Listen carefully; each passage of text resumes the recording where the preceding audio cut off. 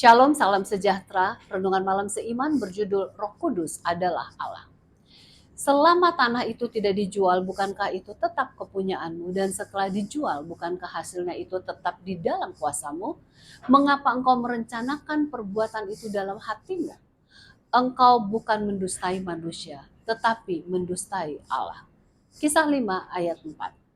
Kata-kata di dalam ayat inti tadi disebutkan oleh Petrus kepada Ananias yang telah berdosa kepada Roh Kudus.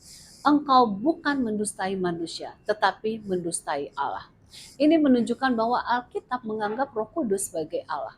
Sebelum itu, Yesus sendiri telah menyatakan bahwa dosa yang tidak dapat diampuni ialah hujat terhadap Roh Kudus. Sebagaimana yang tertulis dalam Matius 12 ayat 31 dan 32 bahwa sebab itu aku berkata kepadamu, segala dosa dan hujat manusia akan diampuni, tetapi hujat terhadap Roh Kudus tidak akan diampuni. Apabila seorang mengucapkan sesuatu menentang anak manusia, ia akan diampuni, tetapi jika ia menentang Roh Kudus, ia tidak akan diampuni. Di dunia ini tidak, dan di dunia yang akan datang pun tidak. Hal ini hanyalah benar apabila Roh Kudus itu sebagai Allah. Alkitab juga menghubungkan sifat-sifat ilahi kepada Roh Kudus. Ia adalah kehidupan.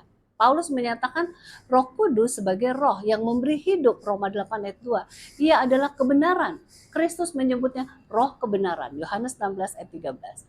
Ungkapan kasih roh, Roma 15 ayat 30, dan Roh Kudus Allah menunjukkan bahwa kasih dan kekudusan adalah bagian sifatnya. Roh Kudus adalah Maha Kuasa.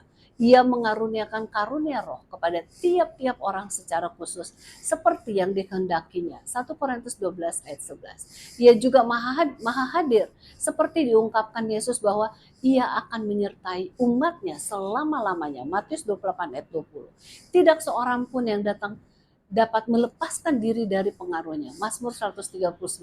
Ia juga maha tahu sebagaimana yang tertulis dalam 1 Korintus bahwa kepada kita Allah telah menyatakan oleh roh, sebab roh menyelidiki segala sesuatu, bahkan hal-hal yang tersembunyi dalam diri Allah. Siapa gerangan di antara manusia yang tahu apa yang terdapat di dalam diri manusia selain roh manusia sendiri yang ada di dalam dia?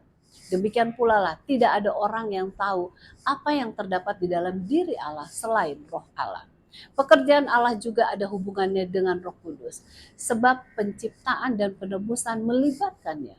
Misalnya Ayub berkata, Roh Allah telah membuat aku dan nafas yang maha kuasa membuat aku hidup.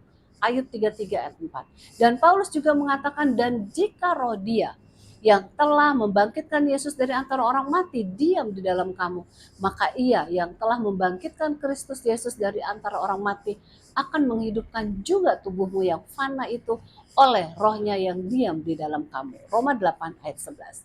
Roh Kudus adalah setara dengan Allah Bapa dan Allah Anak.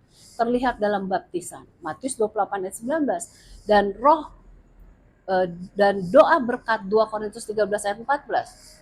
Kita bersyukur sebab ketiga pribadi kealahan bekerja sama untuk keselamatan kita. Kiranya kita senantiasa mau dipimpin oleh Roh Kudus-Nya. Tuhan Yesus memberkati.